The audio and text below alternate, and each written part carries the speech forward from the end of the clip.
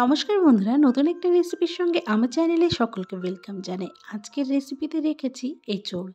সম্পূর্ণ ঘরোয়া পদ্ধতিতে অল্প সময়ে এবং অল্প কিছু উপকরণ দিয়ে কিন্তু এই এঁচোড়ের রেসিপিটা আমি তৈরি করে দেখাবো। তো চলো বন্ধুরা, সকলকে অনুরোধ করছি প্রথম থেকে শেষ অবধি ভিডিওটা দেখার জন্য।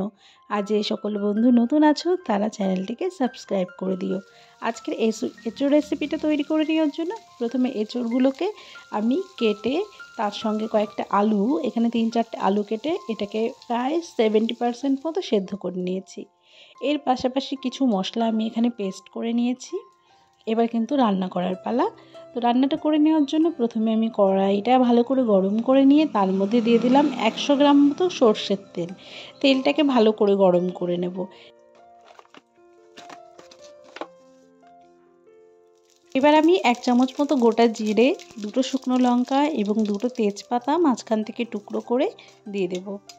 এটা ভালো করে গরম করে নিয়ে তার সঙ্গে সঙ্গে আমি এর মধ্যে কিন্তু কয়েকটা দারচিনি এবং 2টো এলাচও দিয়ে দেব। সব ফোড়নগুলোকে ভালো করে গরম করে নেব।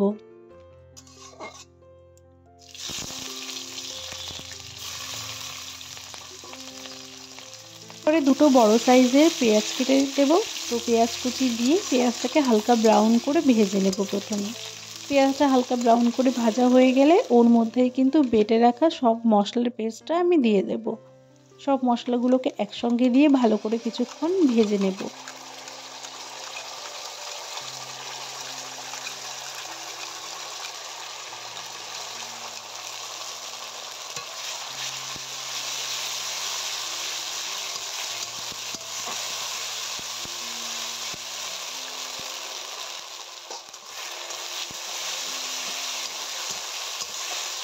এটা কিন্তু 2-3 মিনিট মতো ভেজে নিয়েছি, মশলা থেকে তেলও ছেড়ে এসেছে। এবার কিন্তু এর মধ্যে আমি যে মিক্সিং জারটা, ওই জারটা ধুয়ে যে মশলা যেটুকু লেগে আছে সেই মশলার জলটা এবার দিয়ে দেবো।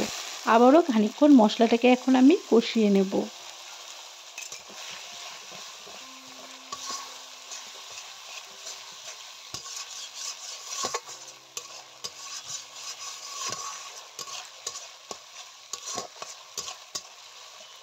মিনিট মতো মশলাটাকে ভালো করে কষিয়ে নিয়েছি। এরপরে দিয়ে দিচ্ছি 1 টেবিল স্পুন লবণ এবং 1 টেবিল স্পুন মতো হলুদ গুঁড়ো। এই সব কিছু দিয়ে ভালো করে আবার মশলাটাকে কষিয়ে নেব।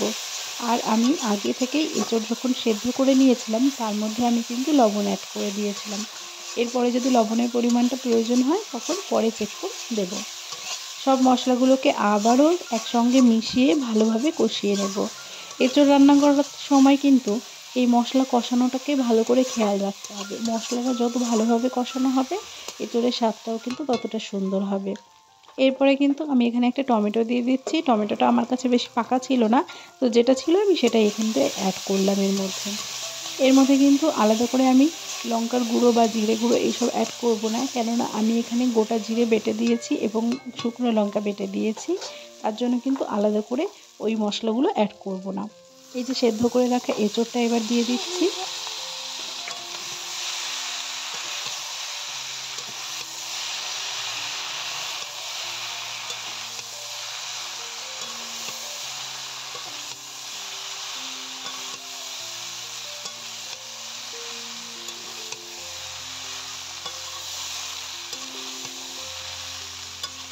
আমি এঁচোড়টাকে 70% মতো সেদ্ধ করে তারপরে একটা ফুটো গামলাতে এঁচোড়টাকে ভালো করে জল ঝরিয়ে নিয়েছি। এর ফলে কি দেখো, এঁচোড়টা ভাজতে খুব সুবিধা হচ্ছে মশলার সঙ্গে। যেহেতু আমি অল্প মশলা ব্যবহার করেছি সেহেতু কিন্তু এখানে এঁচোড়টাকে সুন্দর করে ভেজে নিতে হবে। এঁচোড়টাকে ভালোভাবে ভেজে নিলে এর স্বাদটা কিন্তু অনেক ভালো আসবে। আর বেশি সেদ্ধ হয়ে গেলে কিন্তু দেখবে অতটা ভাজা যায় না ভালোভাবে। তো এখন দেখো এরকম অনবরত নাড়িয়ে নাড়িয়ে এঁচোড়টাকে ভালো করে কিছুক্ষণ সময় নিয়ে ভেজে নেব। ওই 10 মিনিট মতো সময় নিয়ে এঁচোড়টাকে আমি ভাজবো।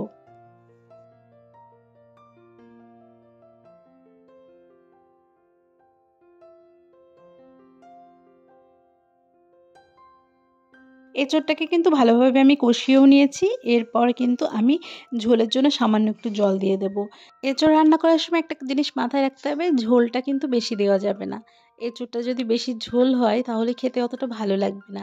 তার জন্য একটা গামাখা ঝোল হবে সেরকমভাবে এঁচোড়ে জল ব্যবহার করতে হবে। তো এখন আমি ভালো করে এঁচোড়টাকে ফুটিয়ে নেব।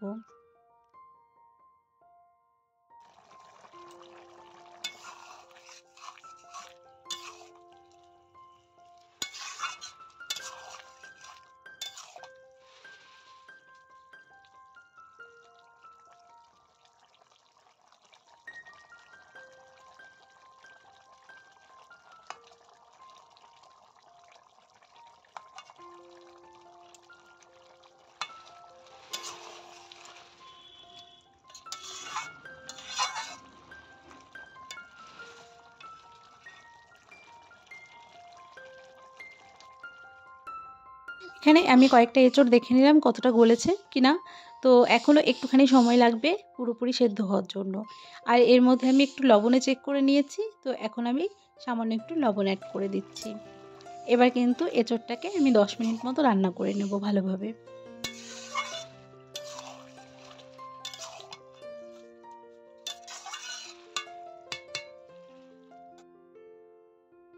সব শেষে কিন্তু আমি এখানে বেটে রাখা গরম মশলাটা অ্যাড করে দিচ্ছি। গরম মশলাটা সব কিছুর সঙ্গে মিশিয়ে নেব। আজকে কিন্তু এই এঁচড়ের রেসিপিটা খুব অল্প কিছু উপকরণ দিয়ে এবং বাড়িতে থাকা সামান্য যে উপকরণগুলো থাকে সেই উপকরণ দিয়েই কিন্তু তৈরি করে নিলাম।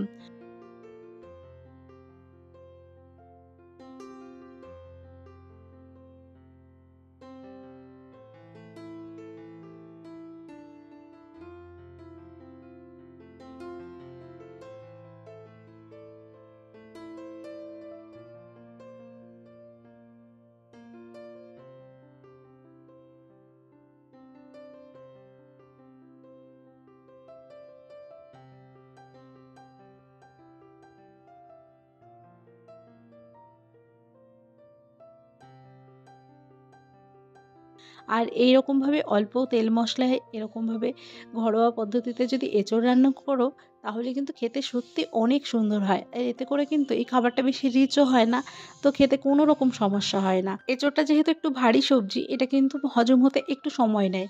তো এইভাবে অল্প তেল মশলায় রান্না করলে আমাদের খেতেও ভালো লাগবে আর আমাদের পেটেরও কোনো সমস্যা হবে না। তো এই পদ্ধতিতে আমি যে এঁচোড় রান্না করলাম এটা তোমাদের কেমন লেগেছে বন্ধুরা কমেন্টের মাধ্যমে জানিও। আর যদি কোনো বন্ধু নতুন থেকে থাকো আর প্রথমবার ভিডিওটা দেখে থাকো তাহলে চ্যানেলটিকে সাবস্ক্রাইব করে আমার পাশে থেকো।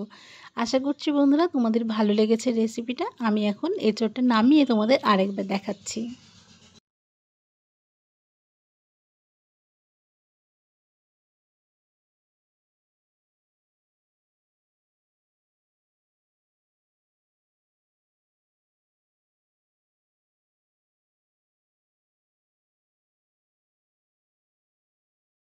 এই পর্যন্ত ভিডিওটা দেখার জন্য আমার সকল বন্ধুদেরকে জানাই অসংখ্য ধন্যবাদ।